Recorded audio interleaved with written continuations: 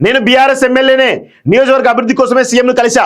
నేను బీఆర్ఎస్ ఎమ్మెల్యేనే, నియోజకవర్గ అభివృద్ధి కోసమే సీఎంని కలిసా. నేను కప్పుకున్న కండువా కాంగ్రెస్ పార్టీది కాదు. జాతీయ జెండాలు 3 రంగులతో కూడిన కండువా.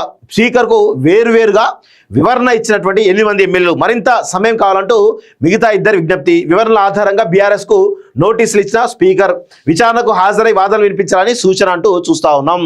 సో మొత్తానికైతే స్పీకర్ సీఎం రేవంత్ రెడ్డి డైరెక్షన్నే ఆ 8 మంది ఎమ్మెల్యేలు అట్లా రిపోర్ట్ ఇచ్చింటారు స్పీకర్కి. సో దాని మీద వాదనలు జరుగుతున్నాయి. ఇదంతా కూడా ఒక 6 నెలల సంవత్సరం పడుతూ ఉంటుంది. ఇది మళ్ళీ కోర్టులో పోతుంది, మళ్ళీ అక్కడ 6 నెలల సంవత్సరం పడుతూ ఉంటుంది. తర్వాత ఈ రిజల్ట్ ఏమీ రాదు. ఇది గతంలో కూడా చూసినాం.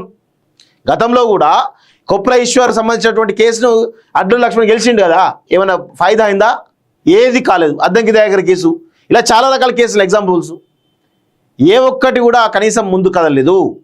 ఇంకా దీనివల్ల బీఆర్ఎస్ పార్టీకి చాలా డ్యామేజ్. రేపు బీఆర్ఎస్ పార్టీ ఒకవేళ అధికారం దగ్గర ఉన్నదనుకోండి ఫర్ సపోజ్, సో అప్పుడు వేరే పార్టీ ఎమ్మెల్యేలు జాయిన్ కావాలంటే ఇబ్బందికరంగానే ఉంటుంది. సో ఇది బీఆర్ఎస్ పార్టీకే ఇబ్బందికరమైనటువంటి అంశం. నేను పార్టీ మారలేదు, ఇప్పటికీ బీఆర్ఎస్ ఎమ్మెల్యే సభలో కొనసాగుతున్నాను. నియోజకవర్గ అభివృద్ధి కోసం ప్రతిపక్ష ఎమ్మెల్యేలు సీఎంను కలిసినట్టుగానే నేను నా నియోజకవర్గ అభివృద్ధి పైనే రేవంత్ రెడ్డి కలిశాను. నేను కలిసినప్పుడు సీఎం రేవంత్ నాకు మెడలో వేసింది కాంగ్రెస్ కండువా కాదు, జాతీయ జెండాలోని 3 రంగులతో కూడిన కండువా.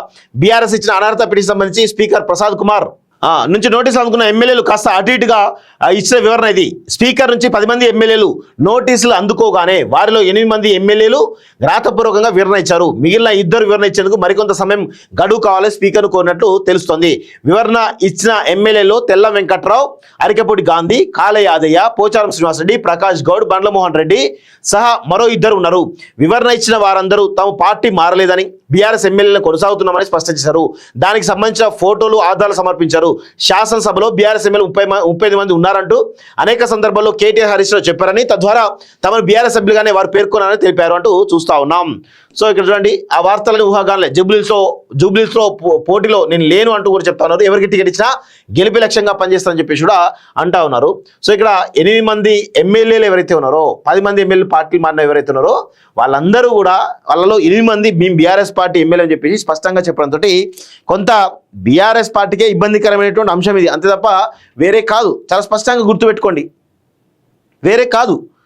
సో ఇది ఇంకా కొనసాగుతూనే ఉంటుంది, జరుగుతూనే ఉంటుంది, ముందు పోతూనే ఉంటుంది. దానికి ఒక